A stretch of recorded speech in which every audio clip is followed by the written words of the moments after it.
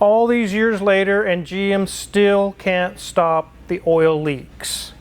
Let's get started.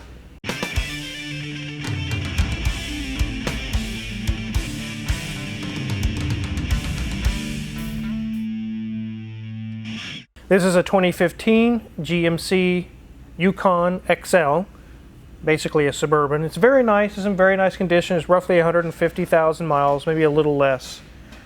But you guys just saw a video where we did transmission cooler lines and everything on a GMC truck. This is a GMC Yukon.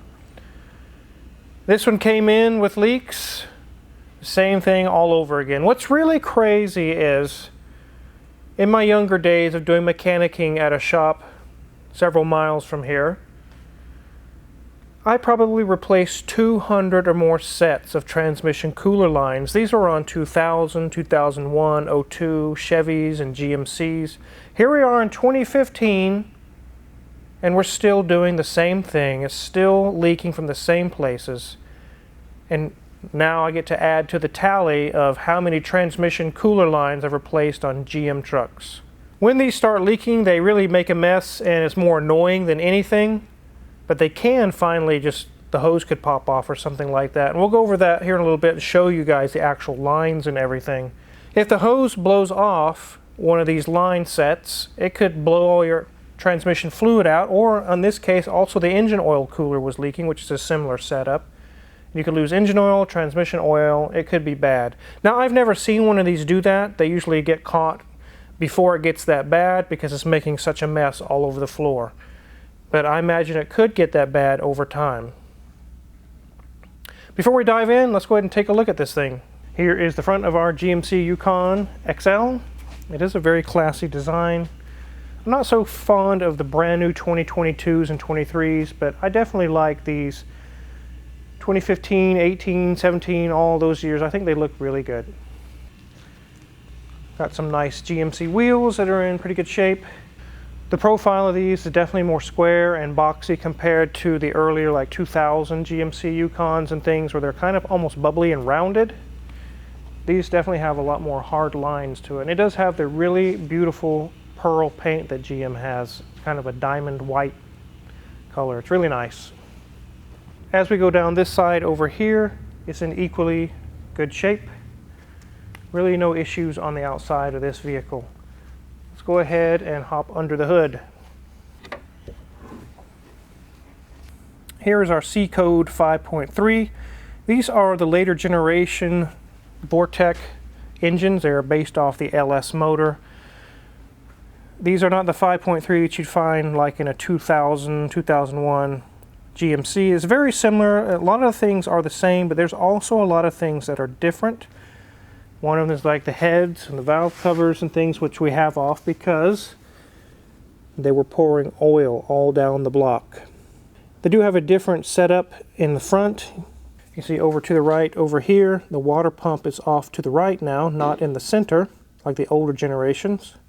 It has a different intake manifold setup. There's a lot of updates on these. You can't really take parts off of these and bolt them onto an LS. There's a lot of parts on this that will not transfer over very easily.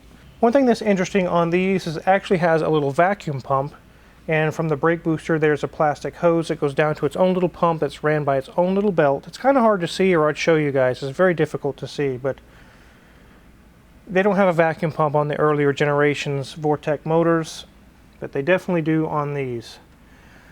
There's really no issues with this engine other than oil leaks. You see that the valve covers are off. Let's go ahead and jump into the interior, and then we'll take a look underneath. Then we'll dive into parts. Okay, ladies and gentlemen, there it is. It says 148,664, so the Wizard's pretty close. We'll let them call it good.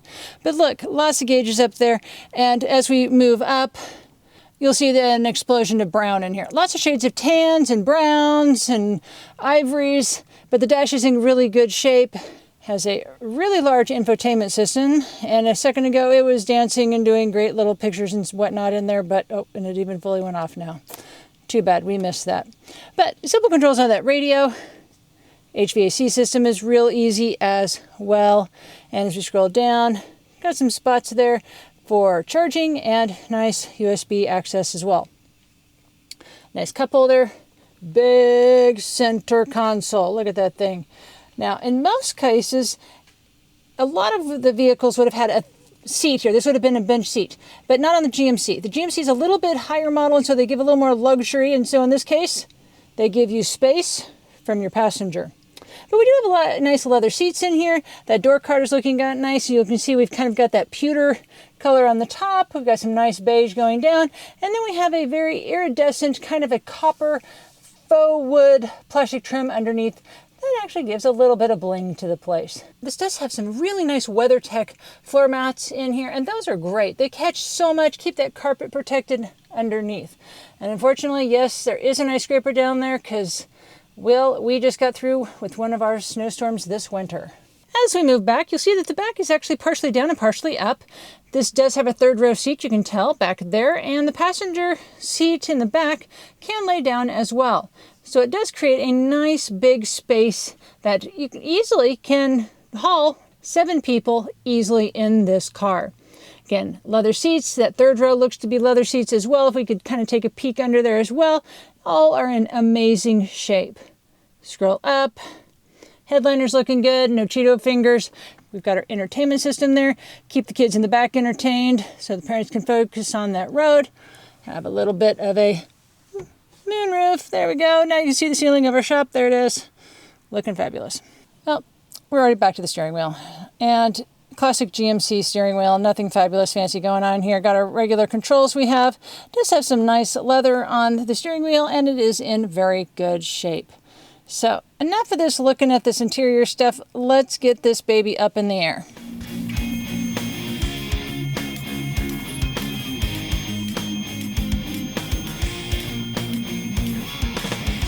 So while this was raising in the air, you guys probably saw these little drip trays on the ground and also a pig mat. We use pig mats in here to pick up oil spills. I really don't like to use oil dry. It makes a powdery mess all over the place. We can throw a pig mat down and it's just as effective without the mess. But we have a lot of lines and things disconnected, and while they're disconnected, it's literally just sitting here dripping, so we got these trays to catch the mess. Let's go ahead and take a look underneath. So I mentioned to you guys it has a vacuum pump, and you can see it right here. There's a little small belt that runs it, and there's a plastic hose on the back of it that goes right up to the brake booster. Here's our AC compressor with its own small belt, and then we have the main serpentine belt that powers the rest, the water pump. As we check out the radiator area, we see nothing dripping. There is a little bit of oil residue from taking off some of the lines. Magic Mike has gotten the lines out of the vehicle. The brakes have about 80% remaining. The strut is nice and dry. Nothing loose. Everything looks good right there. Steering rack is nice and dry. Shock is, or the strut is dry. Brakes are good. Nothing loose. Sway bar link is good. So here we have our rust protection that's coming down. No, actually it's an oil leak. But it was all wet in this area just like it is, as you see. And it's easy to take a quick peek under your car and say, oh my goodness, my rear main seal is leaking. But it's not. We trace this when we get it on the lift all the way up to the valve covers. And it's dripping down the block all the way down to this area here. And it looks like it's possibly leaking from the rear main seal. So when you see something like this, you really need to have a mechanic look at it and make sure that that's not the case. Here's our transmission, and it did have some little bit of oil residue here again from the valve covers dripping all over the place. Here's our catalytic converters. Everything's intact there. Here's our ABS unit. Everything's intact there. Our fuel tank is nice and dry. Drive shaft looks good. U-joints are good. U-joint is good there. Let's check these brakes. Brakes are good. They're like 60 or 70%. The shock is nice and dry. Nothing is loose there. Let me go over to this side. This shock is nice and dry. Everything's good. Brakes are good. Differential's dry. That's good. So other than the oil leaks, there's really nothing going on with this vehicle, and that's really all that's getting done to it. Let's go ahead and get this thing on the ground.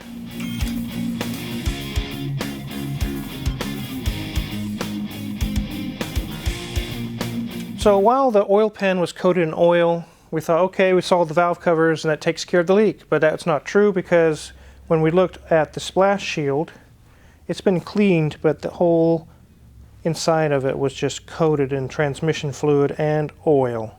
So it wasn't just the valve covers. So if you just fix the valve covers and handed it back to the customer and say, hey, we solved your leak.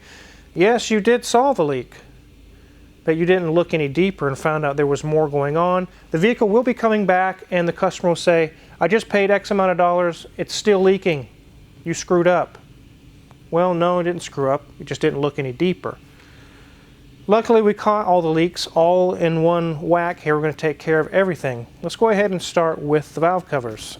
Valve covers are a very common leak on any make, any model of car that's ever been made in existence. And these are no exception. Here's the valve covers that have come off. You can see that these look a lot different than a 2001 or so LS-based Vortec motor. These have little humps on them. That has where the gasket can be inserted into. That's what does the sealing. It just fits in there just like so. And this material has gotten hardened. It's almost like plastic now. It's not rubber. If I squeeze it, it doesn't squish. It's actually, I'll tap it, you can hear it. So it's no longer pliable, it's no longer sealing, and that caused our oil drip all down the block, which looked like a rear main seal leak, but it wasn't. This job doesn't get done in 10 minutes. It's actually quite labor involved to get quite a few things off. Some of those things being coils and wires and different things that are in the way. And here we have our brand new gaskets. These are OEM GM gaskets. Now let's get to the other issue at hand. I'm being attacked by spaghetti. Ah! No, actually, the lines that leak on these, it's not the aluminum lines that actually leak. It's just the rubber portion. You can see right here. They have these crimps. This acts as a hose clamp. And they just don't hold very well. This thing is just coated in oil. Same situation. These are the transmission lines. And all the oil you're seeing all over these lines came from those hoses. It's just literally just dripping all over the splash shield. You would think after 15 years or however long they've been using these up to this model that they would have this solved, but after 200 sets that I've replaced, here we are in 2023 replacing yet another set. This is crazy. It's very difficult to just replace the rubber lines on those because you literally have to cut the crimps off, and by the time you do all that labor and everything to do all that work, it's just cost effective to buy the whole things. Like $100, $150. Some of them are $200 depending on what brand or model it is. But everything's brand new, and this will last probably another 100, 150,000 miles. Again, these are OEM GM ones. Looks like I made another leak, just showing you guys those lines. You guys should really invest in a box of these pig mats. They're actually on our Amazon affiliates, link in the description below.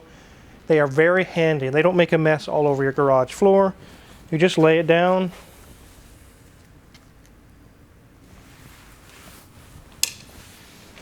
Just like that. And it'll do its job. You can see it's already starting to soak all that stuff up. So with those three items, that will take care of all the leaks. The transmission oil cooler line set, the engine oil cooler line set, and also the valve cover gaskets. All the leaks will be solved. That's one thing to be prepared for. If you take your vehicle in for a leak, you think in your mind, there's one leak, one solution. I'll be out of there for $200. And you could be completely wrong. All the labor and time and parts involved in this is going to approach $1,000 or more. It's going to be very labor intensive. I know on the Duramaxes you're supposed to drop the differential and a whole bunch of things to get the transmission cooler lines out. And after I had done so many of them, I learned how to get them out without dropping all that stuff, and it saved a little time. But they're still not going to be done in 5 minutes. It takes a little bit of time. And that's the same thing that happened with this customer. He dropped it off. He expected one single leak, one stop solution. We told him, you have 3 leaks. It's not going to be a couple $100. You're going to be approaching $1,000. And he was like, oh my goodness, I did not expect this. Well, we didn't do it. We didn't cause it to leak. But it still needs to be fixed. The car can be absolutely beautiful on the outside, but can have hidden things going on underneath. You really need to have a mechanic check them over. If you're looking to buy a vehicle, so, oh, this thing looks really nice, so everything's in top shape. No, it may not be. It may have, just like this, it had some leaks to be taken care of. I'm not surprised with the miles that are on this, near 150,000 miles. That's typically when these things start to leak and you have to get them replaced. But I am a little frustrated about it that after all these years, and I replaced so many hundreds of sets of these things, here I am again today. We're doing it all over again on a 2015. It seems like there would be some solution they would come up with, crimping the lines a little better, the hoses, or a different style. But I don't know. I guess once you replace them, they do last another 10 years or more. Obviously, I don't know that you'd get a class action lawsuit out of this. It's not a big deal. It's annoying is all it is. It makes a little mess on the ground. But I would say every one of these vehicles at some point in its life, the Sierras, the Silverados, the Yukons, the Tahoes, they will all have to have those lines I just showed you guys replaced at some point in their life. You can plan on it. But I still think that these are some of the best trucks on the road, because I would rather replace all those annoying lines than I have to put up with some of the other stuff on the other makes and models all day long. If you're curious what kind of tools we use here in the shop, and also to check out those pig mat little squares, check my Amazon affiliate link in the description below. We get a small cut and we really appreciate it. And make sure to hit the subscribe button because there's so many more cool videos to come. Thanks for watching.